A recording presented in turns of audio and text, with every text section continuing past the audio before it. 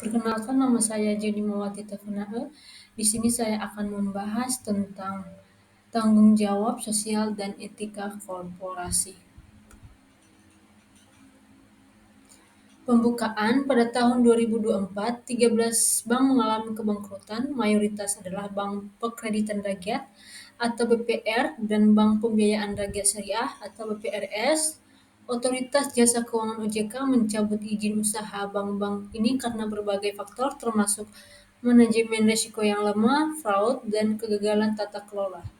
Kebangkrutan ini berdampak besar pada nasabah, pelaku UMKM, dan stabilitas sektor perbankan sehingga menimbulkan pertanyaan tanggung jawab sosial dan etika korporasi dalam industri perbankan.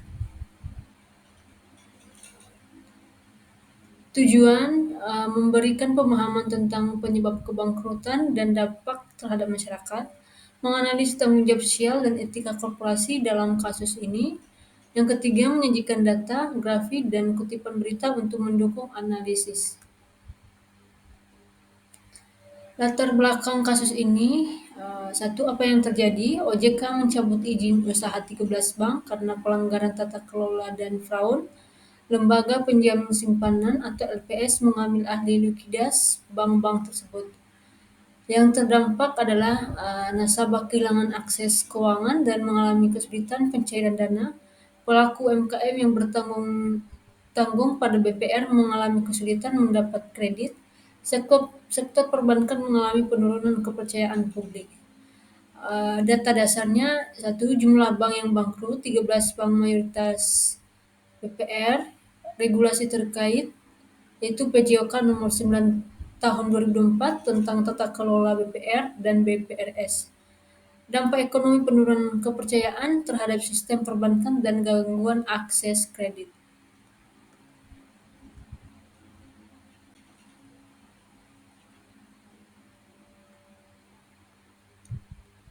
Dampak dan implikasi ada dua, yaitu implikasi jangka pendek, kepercayaan publik terhadap perbankan menurun karena banyak nasabah dan pelaku UMKM kehilangan kepercayaan terhadap sistem keuangan, gangguan ekonomi lokal UMKM yang bergantung pada pembiayaan dan dari bank-bank tersebut mengalami kesulitan mendapatkan modal kerja.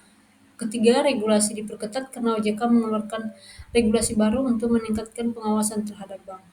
Implikasi jangka panjang yaitu reformasi tata kelola perbankan di mana OJK dan LPS memperketat regulasi untuk mencegah kebangkrutan lebih lanjut. Peningkatan transparansi dan akuntabilitas di mana bank harus lebih terbuka dan menyampaikan kondisi keuangan mereka pada nasabah. Ketiga, penguatan sistem penjaminan simpanan di mana LPS meningkatkan dana cadangan untuk menjamin simpanan nasabah. Untuk kesimpulan dan saran, kesimpulannya yaitu pentingnya transparansi akuntabilitas, bank harus lebih dalam menyampaikan kondisi keuangan kepada nasabah, perlunya penguatan regulasi CSRE, OJK perlu memastikan dana CSR benar-benar digunakan untuk kepentingan sosial. Peningkatan dan pengawasan oleh OJK dan LPS memastikan bank memiliki manajemen risiko yang kuat dan tidak hanya berorientasi pada keuntungan jangka pendek. Untuk saran yaitu implementasi strategi anti fraud di mana bank harus menerapkan sistem deteksi dan investigasi fraud secara efektif. Konsolidasi BPR di mana OJK mendorong konsolidasi untuk memperkuat permodalan dan daya tahan bank.